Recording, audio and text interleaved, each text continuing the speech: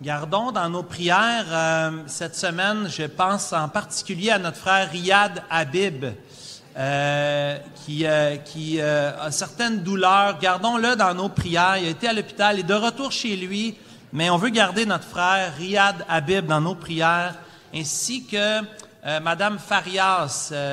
Juliette m'a envoyé un message comme quoi qu'elle a été hospitalisée. Elle aussi elle a besoin de nos prières au niveau de sa santé. Gardons Madame Farias ainsi que Riyad Habib dans nos prières cette semaine. Je vous invite, s'il vous plaît, de tourner dans 2 Thessaloniciens au chapitre 2 pour un passage qui nous fait réfléchir concernant le jour du Seigneur, le retour du Seigneur. Est-ce que c'est déjà arrivé? Est-ce que c'est déjà la fin des temps? Toutes sortes de gens ont fait des prédictions à ce sujet. Toutes sortes de religions ont prédit la fin du monde. Peut-être que vous avez déjà entendu parler de cela, des dates qui ont été annoncées, finalement, que c'était pas le cas, c'était pas c'est pas arrivé. On est encore là, n'est-ce pas? Même des chrétiens, malheureusement, tombent dans le panneau de vouloir prédire le jour du retour du Seigneur. Paul veut encourager les chrétiens à Thessalonique. On l'a vu dans les 2 derniers dimanches qu'on a prêché dans Thessaloniciens. On a vu que Paul voulait réconforter les chrétiens affligés, les chrétiens qui vivaient dans l'affliction. Paul voulait les encourager, voulait leur témoigner sa joie, sa fierté. « Je suis fier de vous. Je parle de vous même aux chrétiens de d'autres églises parce que je vois votre persévérance. Je vois votre fidélité malgré l'affliction, malgré les difficultés, les persécutions, les tribulations, les souffrances. Je suis encouragé, Paul disait aux Thessaloniciens, de voir leur persévérance malgré tout. Et Paul veut les réconforter dans l'affliction. Cependant, il y a certains croyants à Thessalonique qui avaient une fausse conception du retour du Seigneur. Et Paul veut les avertir. Si on va regarder ensemble chapitre 2, versets 1 à 12 aujourd'hui, Paul veut non seulement avertir les croyants concernant le retour du Seigneur, le jour que le Seigneur va revenir, mais il veut aussi corriger leurs pensées parce que malheureusement, comme c'est le cas aujourd'hui, des fois il y a de la mésinformation, il y a de la mauvaise information. C'est pas parce qu'on voit quelque chose aux nouvelles que ça veut automatiquement dire que c'est vrai. Vous êtes d'accord avec moi? Des fois, celui qui est derrière la caméra ou la personne qui va donner les nouvelles peut nous présenter les choses d'une certaine manière. Et il est possible qu'elle dise la vérité, cette personne, mais il est possible aussi qu'elle change un peu ou présente les choses d'une certaine manière, qui vont un peu biaiser notre compréhension. Il faut toujours avoir l'esprit aiguisé. Le chrétien est appelé à vivre selon le discernement des choses les meilleures qu'on voit dans la parole de Dieu. Nous avons la vérité entre nos mains. Nous avons la joie de pouvoir lire et étudier la Bible pour savoir qu'est-ce que Dieu pense des différentes situations qu'on voit autour de nous. Et donc, Paul avait besoin de rectifier le tir concernant la philosophie que les Thessaloniciens avaient adoptée concernant la fin des temps. Et c'est ce qu'on va voir ensemble aujourd'hui dans 2 Thessaloniciens, chapitre 2, les versets 1 à 12. On va voir 3 choses ensemble ce matin. D'abord, on va voir la problématique. Quand je vais lire, vous allez voir la problématique dans les 2 premiers versets. Ensuite, l'erreur corrigée. Paul va, comme un bon professeur, un bon parent, non seulement soulever l'erreur, mais la corriger le tir. Et finalement, dans les versets 11 à 12, nous allons voir la 3e section de ce passage qui va nous parler du jugement prononcé. Parce que, oui, la parole de Dieu nous parle de bénédiction, mais aussi de jugement pour ceux qui ne croient pas et ceux qui n'aiment pas le Seigneur Jésus. Donc, on va voir ces 3 choses ensemble avant de lire. Prions, s'il vous plaît. Père, nous te demandons, alors que nous allons lire ta bonne parole aujourd'hui, alors que nous allons l'étudier ensemble, nous demandons ta direction, la direction et la bénédiction de ton Esprit sur nos pensées, sur nos cœurs. Nous voulons être de ceux qui reçoivent ta parole avec empressement. Et comme nous venons de chanter, nous voulons que ta parole puisse non seulement changer notre tête, mais notre cœur et notre vie. Nous voulons vivre pour toi, Seigneur. Nous voulons vivre avec la pensée de l'éternité, pas seulement une pensée d'aujourd'hui, temporaire, mais nous avons, nous les chrétiens, cette pensée de l'éternité, cette emphase sur l'espérance de ton retour, Seigneur Jésus. Bénis ta parole dans nos cœurs aujourd'hui. Nous t'en prions. Amen. Lisons ensemble 2 Thessaloniciens chapitre 2, verset 1. Pour ce qui concerne l'avènement de notre Seigneur Jésus, de notre Seigneur Jésus-Christ et notre réunion avec lui, nous vous prions, frères, de ne pas vous laisser facilement ébranler dans votre bon sens et de ne pas vous laisser troubler, soit par quelque inspiration, soit par quelques paroles ou par quelques lettres qu'on dirait venir de nous, comme si le jour du Seigneur était là. Que personne ne vous séduise d'aucune manière, car il faut que l'apostasie soit arrivée auparavant et qu'on ait vu paraître l'homme du péché, le fils de la perdition, l'adversaire qui s'élève au-dessus de tout ce qu'on appelle Dieu ou de ce qu'on adore, jusqu'à s'asseoir dans le temple de Dieu, se proclamant lui-même Dieu. Ne vous souvenez pas que je vous disais ces choses lorsque j'étais chez vous? Et maintenant, vous savez ce qui le retient, afin qu'il ne paraisse qu'en son temps. Car le mystère de l'iniquité agit déjà. Il faut seulement que celui qui le retient encore ait disparu. Et alors paraîtra l'impie, que le Seigneur Jésus détruira par le souffle de sa bouche et qu'il anéantira par l'éclat de son avènement. L'apparition de cet impie se fera par la puissance de Satan, avec toutes sortes de miracles, de signes et de prodiges mensongers, et avec toutes les séductions de l'iniquité pour ceux qui périssent parce qu'ils n'ont pas reçu l'amour de la vérité pour être sauvés. Aussi, Dieu leur envoie une puissance d'égarement pour qu'ils croient aux mensonges, afin que tous ceux qui n'ont pas cru à la vérité, mais qui ont pris plaisir à l'injustice, soient condamnés. Que l'Éternel bénisse sa parole dans nos cœurs aujourd'hui. La problématique soulevée par l'apôtre Paul se voit dans les 2 premiers versets ici. Paul veut écrire aux Thessaloniciens une 2e lettre et déjà on commence à comprendre pourquoi cette 2e lettre vient rapidement après la première lettre. Paul veut parler d'urgence ici. Il y a un danger. Vous remarquez cette prière. Nous vous prions, frères, nous vous supplions, frères, de porter bien attention ici. C'est important. Il écrit lorsqu'il voit un problème chez les Thessaloniciens concernant le retour du Seigneur, l'avènement, le retour du Seigneur. J'aime dans 2 Corinthiens, chapitre 11, au verset 28, Paul, lorsqu'il parle aux Corinthiens de son cœur pour les églises, il dit qu'il est assiégé chaque jour par les soucis que me donnent toutes les églises. Je trouve que ça résume bien le cœur d'un bon berger. Le bon berger, le Seigneur lui a donné une responsabilité de veiller sur les brebis de l'Église, les frères et les sœurs de l'Église. Il a la responsabilité de veiller sur leurs âmes. Hébreu nous dit que nous aurons à rendre des comptes pour chacun de vous. Les anciens de l'Église, nous aurons à rendre des comptes pour ce que nous avons fait, pour prendre soin, pour instruire, pour enseigner, mais aussi pour reprendre, corriger les brebis dans l'Église du Seigneur.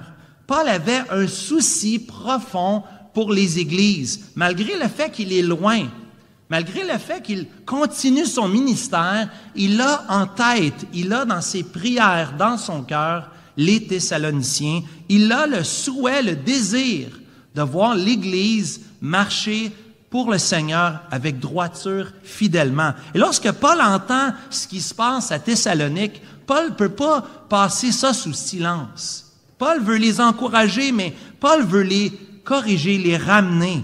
Et comme pasteur de l'Église, bien sûr, nous les frères, les pasteurs de l'Église, nous avons beaucoup à cœur votre santé spirituelle. Et nous aussi, on se fait des soucis pour vous.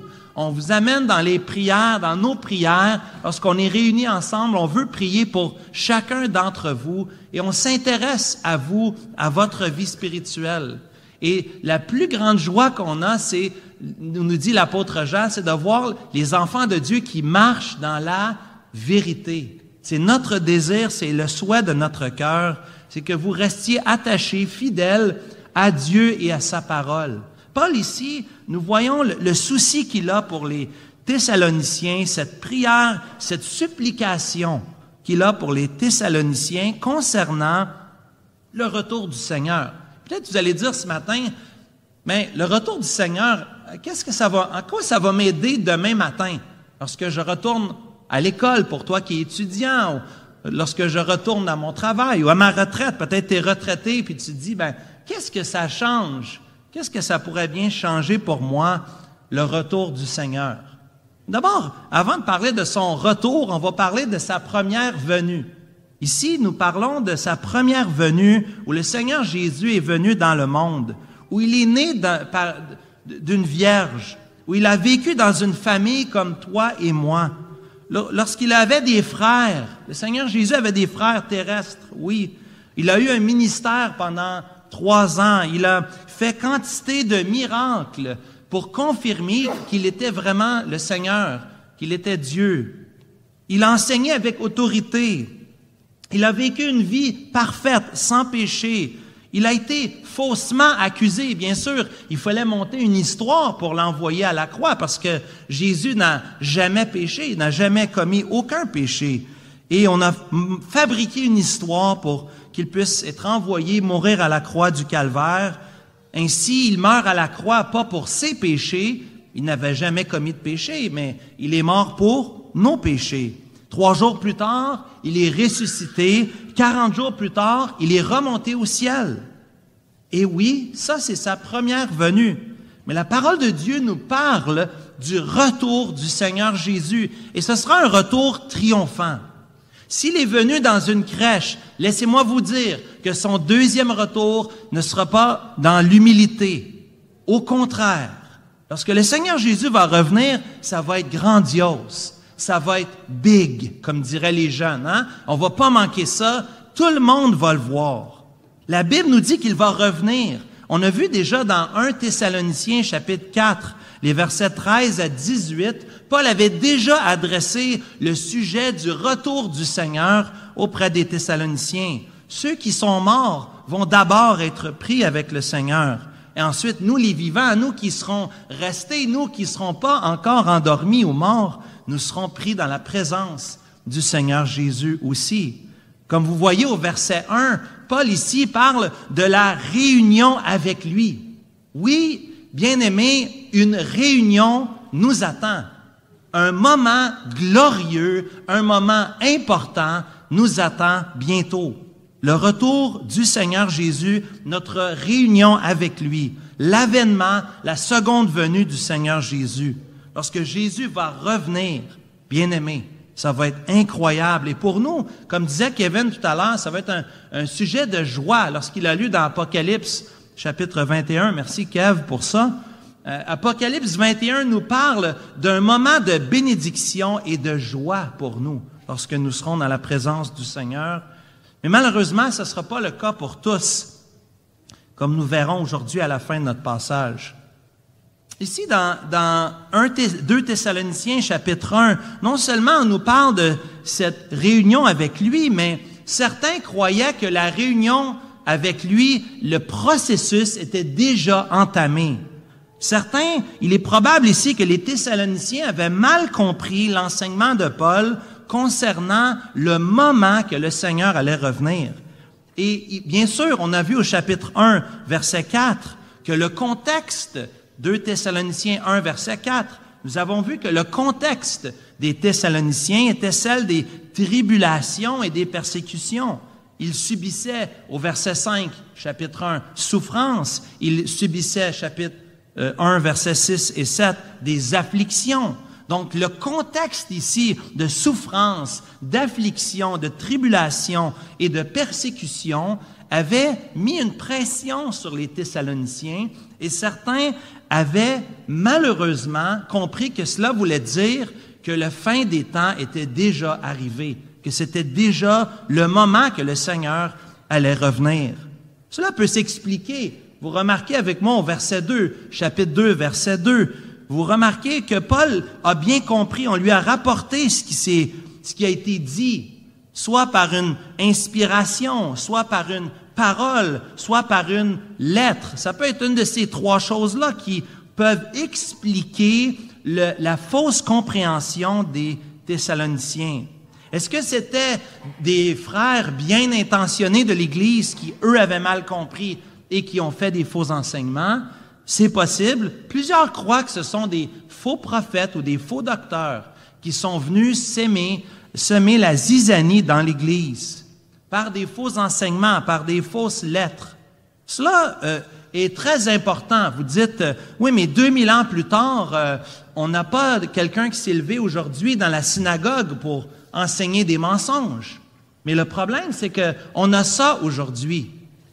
La plupart d'entre nous, sinon pas chacun d'entre nous, nous avons au moins un appareil électronique avec lequel on peut faire des recherches en une fraction de seconde, où on peut écouter d'excellents messages, de merveilleux enseignements, comme on peut écouter des mensonges et de la vidange, des choses qu'on devrait mettre aux poubelles.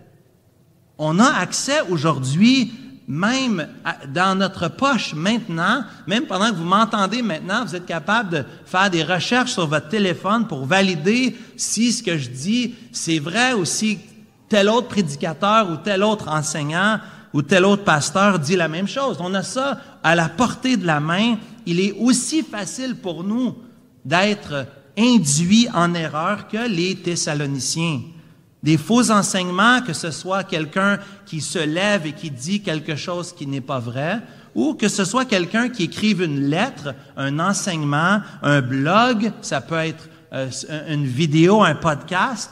Bien-aimés frères et sœurs, nous devons avoir les antennes allumées. Nous devons avoir un regard critique de ce que nous entendons. Il faut être un peu suspicieux pour être sûr que ce que nous recevons, c'est vrai. Je t'encourage d'aller voir des frères et sœurs. Si tu écoutes des prédicateurs, si tu écoutes quelqu'un régulièrement, c'est une bonne idée d'en parler dans ton groupe de croissance, dans ta cellule de prière.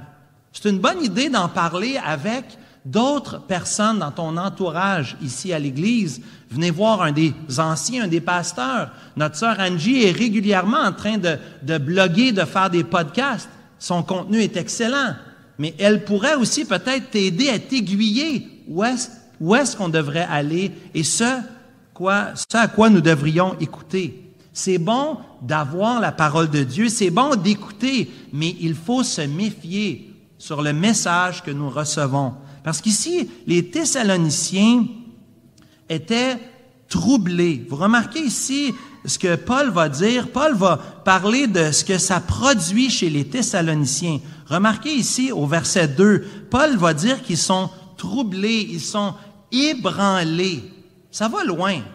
Ça va loin. L'enseignement de la parole de Dieu, si c'est mal fait, ça peut troubler, ça peut déranger, ça peut apporter dans nos cœurs de l'agitation.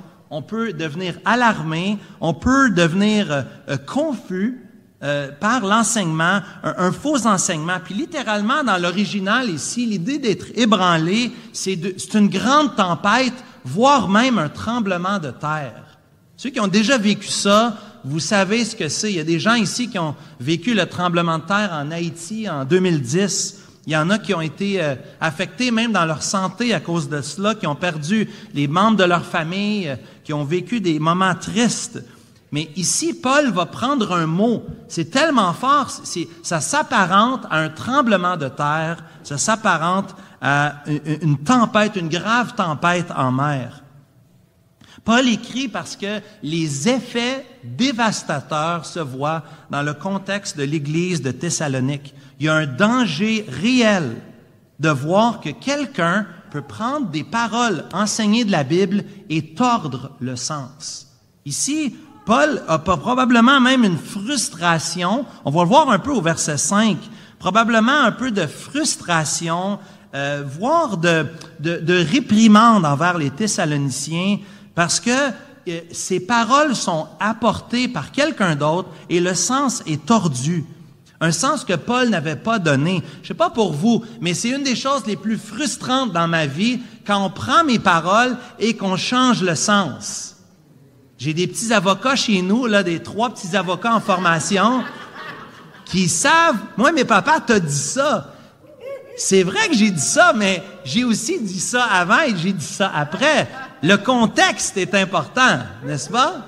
Ma femme ne fait pas ça parce qu'elle me connaît très bien, elle connaît mes intentions, puis elle essaie pas de faire ces choses-là. En tout cas, ça doit être très rare. Peut-être que moi, je le fais, chérie, il faudrait que tu me dises ce que tu en penses. Mais chez nous, j'ai 3 enfants que j'aime beaucoup, mais qui, des fois, savent jouer sur les mots. Vous comprenez ce que je veux dire? Je vois des parents qui sourient, hein? Ça vous arrive? Les ados, on peut dire la vérité. C'est vrai qu'on fait ça des fois, hein? Des fois, ouais, mais... Mon ami, c'est difficile quand quelqu'un prend nos mots et change le sens. Et Paul, je pense que c'est la meilleure façon d'illustrer comment il se sent. Paul se sent ici, lorsqu'il décrit cette problématique, comme si on a pris ses paroles, puis on a changé le sens, on a changé l'intention que Paul avait au moment de les prononcer. Donc ici, bien-aimés, déjà le premier remède dans la problématique soulevée ici dans les versets 1 et 2, c'est de rester attaché à la bonne parole de Dieu, d'être fidèle, de rester près de sa parole, de savoir comment faire la différence entre ce qui est vrai de ce qui est faux. Vous savez comment un bijoutier peut savoir si le diamant est vrai ou faux? Savez-vous comment il fait ça? Il passe des heures à étudier un vrai diamant. Et lorsqu'on lui présente le faux, il n'a qu'à le regarder.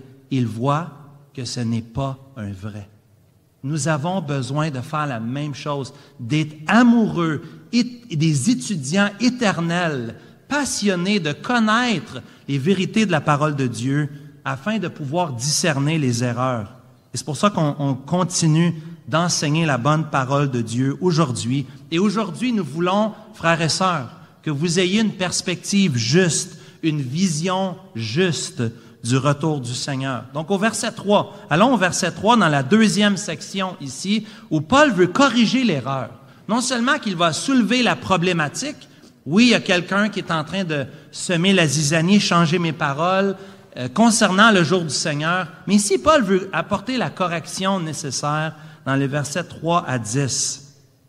Le retour du Seigneur, certains pensaient que les moments étaient déjà partis, c'est déjà arrivé. Mais Paul dit, attention, il y a quand même 3 éléments qu'on voit dans les versets 3 à 10, que Paul va soulever, 3 éléments dans les versets 3 à 10 qui ne sont pas encore arrivés et qui doivent arriver avant que ce soit la fin des temps. D'abord, on voit déjà au verset 3, d'abord on voit l'apostasie ici. Il faut que l'apostasie soit arrivée auparavant. Deuxièmement, à la fin du verset 3, il faut que l'homme du péché, le fils de la perdition, l'apostat, donc c'est l'apostasie, il faut voir l'homme du péché, de la perdition, l'adversaire qui s'élève au-dessus de tout ce qu'on appelle Dieu, de tout ce qu'on adore, n'est-ce pas? Et troisièmement, remarquez au verset 6, il y a aussi un troisième élément concernant les éléments qui doivent se produire avant le retour du Seigneur. Ici, au verset 6, et maintenant, vous savez ce qu'il retient. Il y a quelque chose qu'il retient, hein, afin qu'il paraisse en son temps. Ici, Paul veut rappeler les éléments essentiels. Paul veut rassurer. Oui, le Seigneur revient bientôt, mais on n'est pas dans les secondes. Ce n'est pas dans les secondes qui suivent où le Seigneur va revenir. Paul veut rétablir la paix. On va voir un peu plus tard au chapitre 3 que les Thessaloniciens étaient tellement perturbés qu'ils avaient arrêté même de travailler, certains d'entre eux, pensant que le retour du Seigneur était imminent. La paix ne régnait plus, le calme n'était plus là malgré les persécutions et les tribulations. Et comment on a fait pour rectifier le tir? Paul va utiliser la parole de Dieu et enseigner le plan de Dieu pour susciter, notez bien, pour susciter la foi et l'espérance. Le but de l'enseignement de la parole de Dieu, c'est non seulement pour savoir comment vivre pour lui aujourd'hui, mais c'est aussi pour que nos cœurs soient en paix concernant ce qui s'en vient. D'avoir foi et espérance. Bien-aimés, nous avons besoin de foi et d'espérance aujourd'hui. Nous vivons dans un monde qui veut faire taire, qui veut, je veux pas penser à ce qui s'en vient. Parle-moi pas de la mort. Je ne veux pas parler de la mort. Je suis tellement mal à l'aise de parler de la mort. C'est drôle que les enfants cette semaine m'ont posé la question, papa, maman, est-ce que vous avez acheté vos terrains? Avez-vous acheté vos terrains? J'ai dit, pas encore, mais ça va venir bientôt, ça va venir un jour, n'est-ce pas? On a tous une date, bien-aimés. Il y a tous un moment. Si le Seigneur ne revient pas, on va tous partir à un moment donné. Es-tu prêt? Es-tu prêt pour cette journée-là? As-tu la paix dans ton cœur? As-tu foi et espérance aujourd'hui pour ce qui s'en vient? Si tu es inquiet concernant le futur, viens nous parler. La Bible nous enseigne à croire en Jésus-Christ et que croire en Jésus-Christ et en sa résurrection, c'est la preuve de notre résurrection. Cette semaine, un grand homme de Dieu est décédé. Un grand homme de Dieu qui s'appelle Timothée Keller. Un homme de Dieu. Je ne suis pas d'accord avec toutes ses positions, mais j'aime ce frère-là beaucoup. Il a été une grande bénédiction pour le monde évangélique. Et Tim Keller, on lui a posé la question avec le cancer du pancréas, 3 ans, il est parti cette semaine. Je crois le 19, je crois qu'il est décédé. On a posé la question à M. Keller concernant le futur. Un jeune homme dit, comment tu peux être en paix avec ce que tu vis? Comment tu peux être en paix? Tu as le cancer du pancréas, un cancer agressif, en dedans de 3 ans parti, dans les 70. C'est quand même un jeune homme, relativement parlant. Il a dit, ma paix, c'est parce que le Seigneur Jésus, il est ressuscité. Et si le Seigneur Jésus est ressuscité, un jour je vais ressusciter. Un jour cette terre, la terre dans laquelle nous vivons, sera ressuscitée. La Bible nous dit que nous aurons des nouveaux cieux et une nouvelle terre. On l'a lu tantôt dans Apocalypse 21. Paul veut encourager les chrétiens. Il veut les rassurer. Écoute, ça va être correct. Même si on vit des moments difficiles, même si on ne sait pas exactement comment tout va se passer, il y a quand même des grosses roches où Dieu a placé une fondation pour nous, sur laquelle on peut s'appuyer.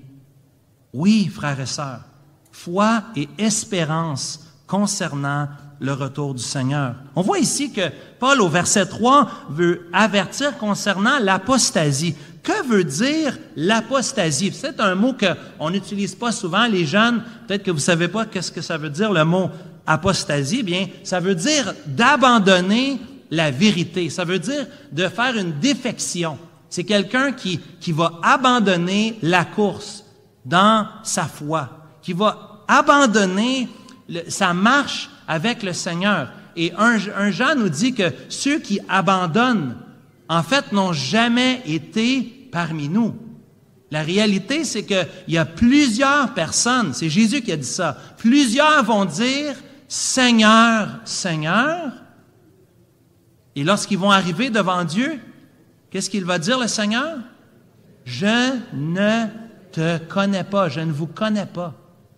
Plusieurs personnes peuvent témoigner, comme on a entendu Gerda ce matin, comme on a entendu Marc dans leur témoignage. Merci frères et sœurs pour ça. Plusieurs personnes peuvent dire des bonnes choses. Dieu connaît les cœurs. Dieu connaît la vraie vie. Et il y a des gens qui vont nous démontrer ici de notre vivant l'apostasie, qui ne sont pas des vrais croyants, même s'ils ont prophétie pour un temps, vont abandonner en cours de route.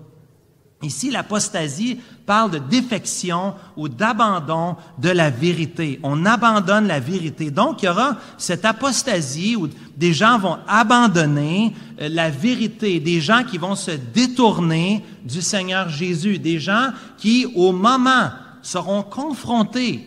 Veux-tu être emprisonné pour ta foi? Ou veux-tu renoncer ta foi et être libéré? Il y a des martyrs encore aujourd'hui, plus que jamais. Des gens qui sont martyrisés pour leur foi, parce qu'ils déclarent être des chrétiens, et on leur dit, on va te relâcher si tu abandonnes, si tu dis que c'est pas vrai. Les chrétiens, les vrais chrétiens persévèrent jusqu'à la fin, n'est-ce pas? Malgré l'emprisonnement, malgré la souffrance, la douleur. La persévérance jusqu'à la fin fait partie d'une des caractéristiques d'un vrai croyant qui s'attache au Seigneur.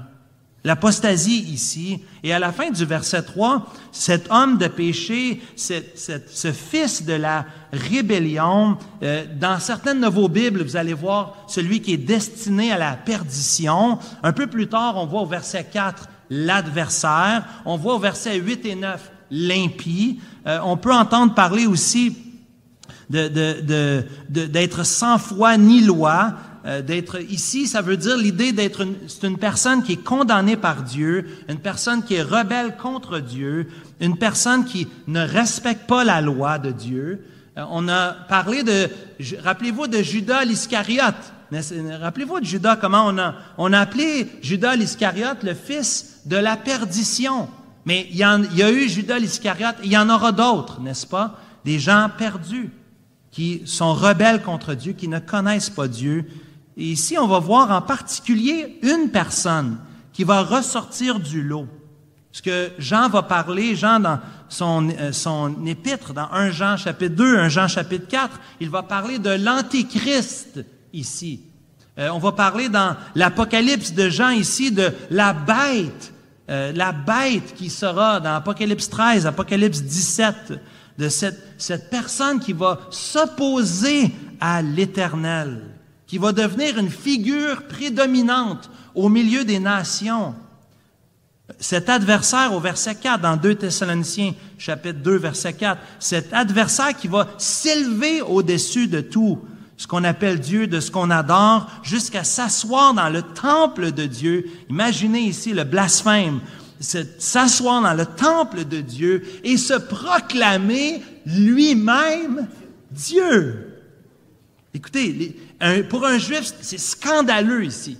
Ça devrait l'être pour nous aussi, mais pour les Juifs en particulier, là, ça marche pas. Quelqu'un qui rentre dans le temple, qui se prend pour Dieu. Quelqu'un qui veut avoir le regard, d'être prédominant. Hein, ça parle de quelqu'un qui est imbu de lui-même. Un révolté qui est rebelle à ce point-là, de vouloir s'attirer à lui-même l'adoration que Dieu seul mérite. Oui, en effet, non seulement qu'il va y avoir un temps d'apostasie où des gens vont laisser leur foi, mais il va y avoir une personne en particulier qui va sortir du lot. Et on a parlé de Judas l'Iscariote, mais imaginez dans les années 60, les premiers chrétiens pensaient que Néron, il y en a qui pensaient que c'était Néron, c'est lui, ce fils de la perdition qui prenait les croyants et qui les brûlait pour éclairer la ville la nuit. On brûlait les croyants. D'autres ont pensé que ce fils de la perdition, c'est Hitler qui a tué 6 millions de Juifs. Pensez à tous les dictateurs qui ont passé dans l'histoire. Combien ont profité, ont agi comme s'ils étaient Dieu, voulant avoir la gloire, l'honneur, et décidaient d'abuser des gens en dessous d'eux, de tuer gratuitement des hommes et des femmes. L'Antéchrist, celui qui est anti-Christ. Et il y en a plusieurs. Dans 1 Jean, on voit cette mention des antéchrists au pluriel. Mais il y a aussi l'antéchrist au singulier. Qui est l'antéchrist? Je ne peux pas vous dire. Est-ce que c'est Poutine, certains vont dire c'est Poutine. Je ne sais pas. Est-ce qu'il est pour Christ? Je pense que c'est assez évident, n'est-ce pas? Mais est-ce que c'est lui l'Antéchrist? Je ne le sais pas. Venez me voir après, je vais vous le dire. Je ne sais pas. Je ne sais pas. Mais la parole de Dieu nous dit qu'un homme va s'élever, il va se prendre pour Dieu. Il va se prendre pour Dieu, il va s'asseoir dans le temple, il va chercher à voir l'adoration, la célébration. Et Paul dit aux Thessaloniciens, cet homme-là n'est pas encore arrivé. Ici, on est au moins autour de l'an 50-60. Au moins, on sait qu'il n'est pas encore arrivé. Puis on est là 2000 ans plus tard, on peut dire que l'Antéchrist n'est pas encore arrivé. En tout cas, c'est pas encore arrivé. On attend. Peut-être qu'il est déjà né, peut-être qu'il est à quelque part, mais les circonstances que Paul décrit ici ne se sont pas encore produites. Versets 5 à 7, c'est comme une parenthèse. Dans 2 Thessaloniciens, chapitre 2, c'est comme une parenthèse, comme un bon papa. Des fois, comme père, il faut faire réfléchir. Des fois, il faut piquer un petit peu. Pas pour rabaisser, mais des fois, il y a comme... Vous savez de quoi je parle? Peut-être vous avez déjà... Moi, j'ai déjà été récipiendaire, mon père est ici, témoin de ça. Des fois, j'avais besoin de ça, d'être repris. Des fois, les parents, on perd patience, surtout quand on doit répéter et répéter et répéter et répéter. Et ici, Paul, comme un bon père, je pense qu'il ne pêche pas ici, mais il y a une réprimande ici. Certainement, le ton ici, c'est le ton d'une réprimande. Je vous aime, je veux vous avertir, mais il y a quelque chose qui ne marche pas au verset 5. Écoute, je vous ai dit ces choses quand j'étais au milieu de vous. Si j'ai déjà parlé de ça, il faut que je revienne là-dessus pour corriger le tir, mais il y a une petite réprimande ici. Je pense qu'il faut le voir comme ça. Il me semble que le contexte va dicter cela. Regarde, il y a quelque chose qui ne marche pas dans votre perspective. Regarde au verset 6, et moi ça m'encourage beaucoup au verset 6. Maintenant, vous savez ce qu'il retient, hein? Afin qu'il paraisse qu'en son temps. Moi, j'aime ce chant-là, on chante en son temps, ce bon vieux chant, en son temps. Le Seigneur fait toutes choses bonnes en son temps. Puis la fin des temps va venir aussi en son temps. Ça donne rien de s'inquiéter avec ça, bien-aimé. Ça donne rien d'être troublé avec ça. Non, ma foi, mon espérance est en Jésus et je sais qu'il va revenir au meilleur temps. Ça va être le bon temps. Et s'il n'est pas encore revenu, c'est parce que c'est le temps de sa patience. Il donne encore l'occasion à plusieurs personnes de croire en Jésus-Christ et d'avoir la vie éternelle. En effet, aujourd'hui, le mystère de l'iniquité agit déjà. Il faut seulement que celui qui le retient ait encore disparu. Oui, Dieu, dans sa grâce, permet à ce qu'aujourd'hui, on ait encore le temps de se tourner vers lui. L'impie ici, qui agit au verset 9, selon la puissance de Satan. C'est diabolique. Des fois, on ne le voit pas. Le diable est bon pour ça, parce qu'il est le père du mensonge. Il est capable de se cacher. Il est capable de voiler ses intentions réelles. Il peut passer pour une brebis, mais en fait, c'est un loup qui est déguisé en une brebis. Le faux enseignant ici ne va pas se présenter d'abord comme un faux enseignant. Il prend une méthode détournée pour faire tomber les gens, pour que les gens puissent s'éloigner du Seigneur. Cet impie ici, agissant par la puissance de Satan, sera détruit, nous dit le verset 8. Le Seigneur Jésus va détruire du souffle de sa bouche. Le Seigneur Jésus n'a pas besoin d'une armée pour le détruire, seulement avec sa parole. Il anéantira par l'éclat de son avènement. Malgré toutes les séductions, malgré tous les mensonges qui seront proférés de la part de ce faux enseignement, ces esprits séducteurs, le Seigneur, dans sa grâce et dans sa gloire, va revenir pour triompher. Et on voit finalement ce matin le jugement prononcé dans les versets 11 à 12. On doit aller là, on doit terminer là parce que c'est tellement bon. La finale ici est vraiment spéciale. Non seulement que le jugement est prononcée ici de la part du Seigneur.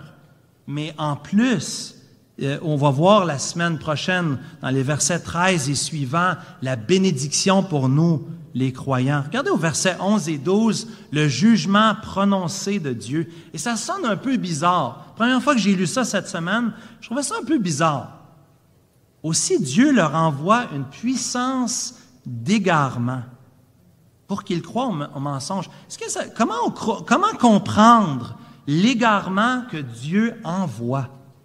Est-ce que Dieu fait exprès pour égarer ceux qui vont croire à l'apostasie, ceux qui vont abandonner? Comment ça fonctionne ici? Mais je pense qu'il faut d'abord comprendre que Dieu va envoyer une puissance d'égarement à ceux qui ont rejeté Dieu. Regardez la fin du verset 12. Ceux qui n'ont pas cru à la vérité, ceux qui ont pris plaisir à l'injustice, ce sont ceux-là que le Seigneur va égarer. Et c'est consistant avec l'enseignement de la Bible. Dans Exode chapitre 9, on a le Pharaon. Rappelez-vous, lorsque les Juifs étaient en Égypte, le Pharaon ne les laissait pas partir. Et Dieu a envoyé 10 plaies. Et qu'est-ce qui est arrivé au cœur de Pharaon? Il s'est endurci de plus en plus. Et à un moment donné, Dieu endurcit le cœur de Pharaon. Dieu fait cela, comme dans Romains 1, versets 28 et 29. Dieu les livre, il nous dit, Romains 1, 28, à leur sens réprouvé. Quelqu'un qui s'endurcit, qui ne veut pas entendre, qui résiste à Dieu, qui est rebelle à Dieu, à un moment donné, le Seigneur il dit, « OK, c'est correct, c'est assez. » Et Dieu les laisse, les livre à leur sens réprouvé, à leur propre perdition. Bien-aimés, si nous croyons que Dieu est souverain, nous devons aussi croire que Dieu est souverain sur le mal. Non seulement il est souverain sur le bien, mais aussi sur le mal. Même s'il n'est pas auteur du mal, Dieu règne même sur le mal. Et Dieu va même permettre à ce que des païens, des perdus exercent des jugements pour lui en son nom.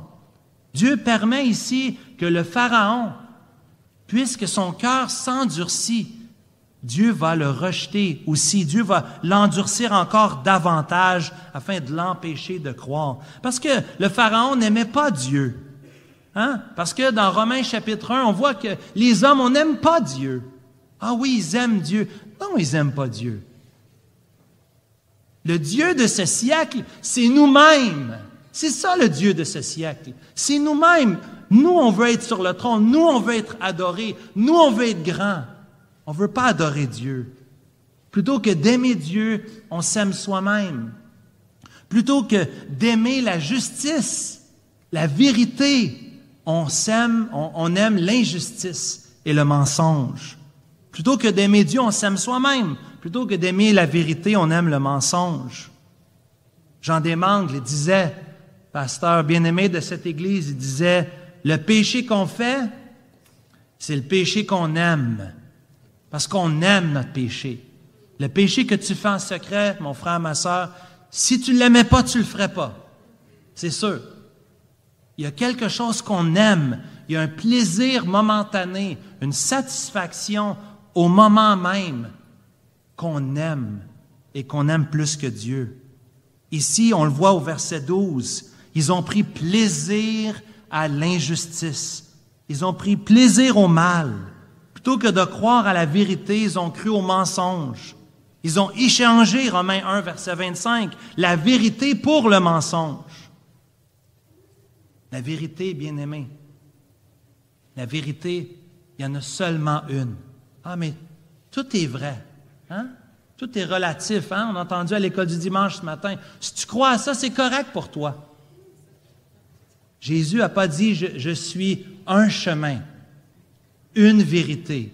Non, non. Jésus a dit, je suis le chemin, la vérité, la vie.